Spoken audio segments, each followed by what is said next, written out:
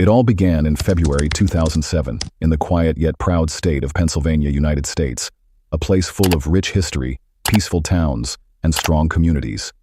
Venkata Siva Prasad Vyas and his wife, Chenchulatha Punuru, had left their home in India with big dreams and hopeful hearts. When they arrived in America, it felt like they had entered a land full of new chances, almost like stepping into a sweet and magical world. They chose to settle down in a calm little town called Thwing of Kushian, a peaceful corner of Pennsylvania. Life moved gently there, and both husband and wife started working as software engineers. They were happy, busy, and focused on building a good future together. Their apartment was in a simple but friendly complex, where many other Indian families also lived. Slowly, the couple became close to their neighbors, sharing meals, stories, and a sense of community that reminded them of home. Then came a moment of great joy. On January 2nd, their lives changed forever. A baby girl was born to the Vyas family. They named her Sanvi. She was their first child and the light of their lives. Sanvi had big, curious eyes, soft black hair, and a smile that could melt hearts. She brought a new kind of happiness into their home, one that made every day feel special. Far away in their village in the Prakasam district of Andhra Pradesh, Siva Prasad's parents were filled with joy. They hadn't seen their granddaughter yet, but they were counting the days until they could hold her in their arms and shower her with love. They sent prayers and blessings across the oceans, dreaming of the day they would finally meet little Sanvi, the first grandchild in the family, and a beautiful new chapter in all their lives. As soon as they received a visitor visa, Sanvi's maternal grandmother, Satyavati, happily flew to Pennsylvania in July 2012. After Satyavati arrived, life became easier for Venkata and Chenchulatha. She cooked tasty meals and lovingly cared for baby Sanvi. During her stay, the family celebrated Chenchulatha's birthday with joy, and neighbors from the building joined in.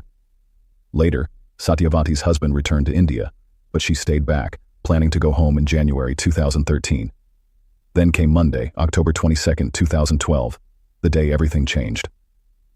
That evening, when Venkata and Chenchulatha returned home, something felt wrong. The usual smiles and baby giggles were missing. The house was silent. As they stepped inside, they found 61-year-old Satyavati lying still on the kitchen floor. When they ran to her, their worst fear came true. Satyavati was no more. Her throat had been cut, and her sari was soaked in blood. The scene was too painful to believe. The woman who had taken care of their home and their baby was now lying there, lifeless. In shock but holding on to hope, Venkata quickly called emergency services and informed the police. Then both of them ran through every corner of the house, calling out for their little daughter, Sanvi. But she was missing. The baby wasn't anywhere. It felt like their entire world had shattered in a moment. On one side lay the silent body of a loving mother, and on the other, their beloved daughter was gone without a trace. But the real question is who was behind all this, and what was the motive behind it? This case shows that even a snake hiding in your own sleeve isn't as dangerous as this. This is a story that shocks everyone who hears it. This is a story where, for the first time, an Indian man was given the death sentence in the USA. The American police quickly reached the spot. As soon as the officers stepped into the apartment, Venkata's eyes fell on a strange note, and it was a ransom letter. It said, "Shiva, your daughter has been taken.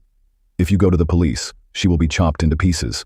If you tell anyone, her body parts will be found all around the house. Our eyes are on you every second. Every call and message you send is being watched. If you want your daughter to live, you must do exactly as we say. We need $50,000 by tonight. Bring your wife Lada to a quiet place. If we spot you or anyone else with Lada, your daughter will be found dead. This is not a joke. You have to choose your daughter or 5 months of your hard-earned money. By 8 p.m. today, Lada must come alone to the front side of your sports complex with $50,000 in cash. When our person takes the money, we'll call and tell you where to find your child. If anyone tries to act clever, they will be the reason your daughter dies. Have the money ready by 8 p.m. sharp. No reasons, no delays. And remember, your daughter has been hungry since morning." After reading the note, Venkata and Chanchu felt as if the ground had disappeared from under their feet. What was Sanvi going through? Were the kidnappers even feeding the little girl or taking care of her properly? Police officers searched every part of the house and found 10 more notes like the first one. These scary messages were hidden in different corners of the apartment. At the same time, plainclothes officers took their positions around the front side of the sports complex, while Chanchu waited in the parking lot with the cash in hand. 8 o'clock came, but no one arrived. Then 9, then 10. Still, no one came to take the money. It looked like the kidnappers had either gotten scared or changed their mind. While all this was happening, police teams and volunteers were sent out to search nearby areas for little Sanvi. Officers knocked on doors in every nearby apartment, and people from the building started gathering outside to help in any way they could. Indian professors living in the area made food and sent it to the family, trying their best to comfort them in this hard time. One man from the building, Raghunandan Yandamuri, who was known to be a friend of the family, became a big support. He used the printer at his office to make over 200 missing child posters and pass them around the neighborhood. The murder of Satyavati and the sudden kidnapping of baby Sanvi shattered Venkata and Chanchu's world. They were heartbroken, one moment full of hope, the next filled with fear. Days passed like slow-moving hours, and still, there was no news. What made it worse, the kidnapper never came near the mosque as promised. The silence was terrifying. The parents couldn't stop thinking about their baby. Was she safe? Was she scared? It was Wednesday, October 24th, 2012. As evening came, police work picked up. More officers joined, and even local people came forward to help. From cities like Mumbai to the streets of Pennsylvania, people prayed for baby Sanvi's return. The Indian community in Pennsylvania also stepped up. They raised money and offered a $50,000 reward for any tip about the child or the car involved. Then, a surprising clue appeared. When officers looked closely at one of the ransom notes, they noticed something strange. Instead of using the real names Venkata and Chenchulatha, the note mentioned their nicknames. This detail shocked the family and caught the attention of police. Only someone very close to them could know those names. While the police were still going over the list of suspects and clues, a sudden call came into the control room. The call was from a gym located in the same apartment building where Veena and her family lived. The man on the phone worked at the gym, and he had something urgent to share. He told the police that a blue bag had been found near the check-in counter. It was just lying there, and no one had claimed it. He said it didn't look like it belonged to any of the gym members. Something about it felt strange. He asked the police to come quickly and check it. Soon, police officers arrived at the gym. They picked up the blue bag and started inspecting it carefully. As they unzipped the bag, what they found inside left them frozen. The officers were so shocked that their faces turned pale, as if all the blood had left their bodies. Inside the bag was the lifeless body of little Sanvi, Veena's missing daughter. Along with her were a few small clothes and personal items, all packed tightly in the bag. The police quickly told the heartbroken parents. Their world, already broken after losing Veena's mother, now completely fell apart. Their only daughter was gone, a little child who had never hurt anyone, who had no enemies, taken in such a cruel way. The blue bag was sent to the lab for checking. The post-mortem report came back. It said Sanvi had died from suffocation. She couldn't breathe. There was no air inside the tightly closed bag. For the sad parents, nothing made sense anymore. First the mother, and now their sweet baby. But the police did not stop. They stayed strong and focused. One big question was now on everyone's mind. Who could do this? Who would enter a family's home, steal Sanvi, and kill her like this? The police made a promise. They would not rest until they found the cruel person behind this terrible crime. The police decided to carefully check the CCTV footage from the whole building again. Now that they had one clear clue, the blue bag, they wanted to see if anyone had gone in or out of the gym or building with that kind of bag. So, they watched the footage slowly, frame by frame. And then came a big breakthrough. In one part of the video, they saw a man walking out of the building holding a blue bag, just like the one found in the gym. As soon as they saw this, the police took clear pictures from the video and sent them to the heartbroken couple, asking if they knew the man. The couple didn't even take a second to answer. But who was this man? If you've watched till here, please like this video. Also, a big thank you for helping me reach 150,000 subscribers. I hope you all will keep supporting me in the future too. Thank you. The man seen in the CCTV footage was Raghunandan Yandamuri. If you remember, I had mentioned his name before. Raghunandan was not a stranger. He lived in the same building as Venkata and Veena. In fact, he was quite close to their family. When little Sanvi went missing, Raghunandan had even acted like he was helping them, standing by their side, showing concern, and pretending to support them during their most painful days.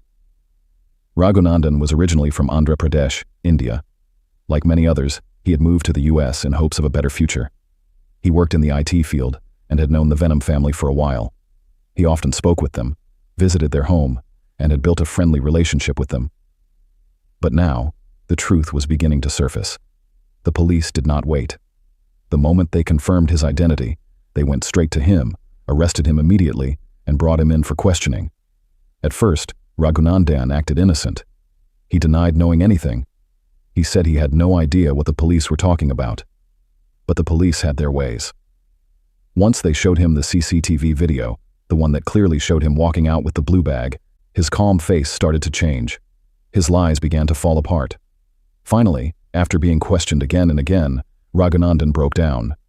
And what he told the police after that was shocking and deeply disturbing. He was badly addicted to gambling. He had lost a lot of money in casinos. Almost all his salary had been wasted on this dangerous habit.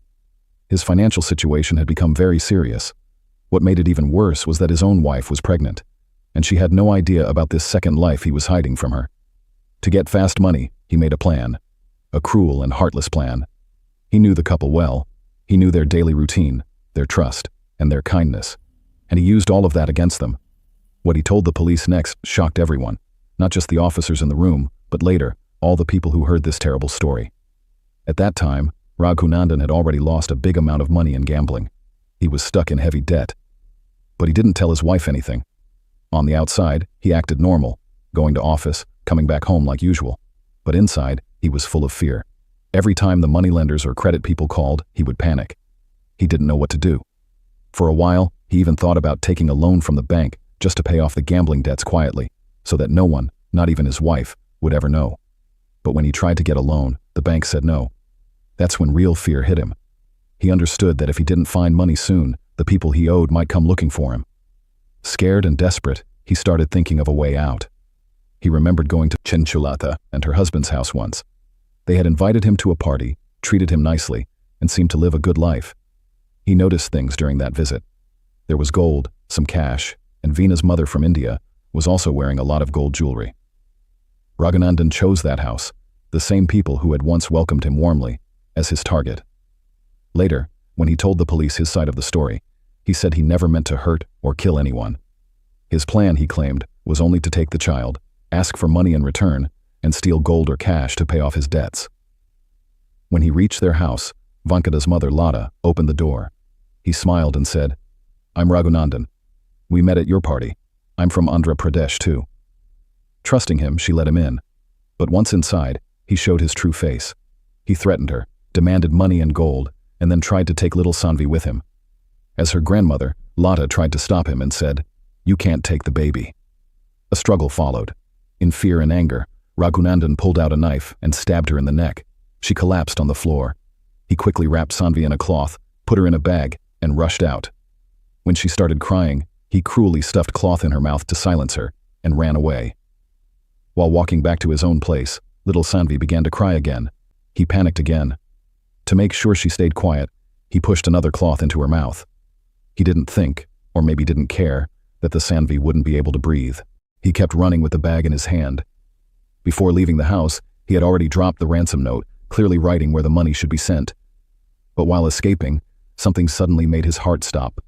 He noticed it was too quiet. Sanvi, the little girl, was no longer making any sound.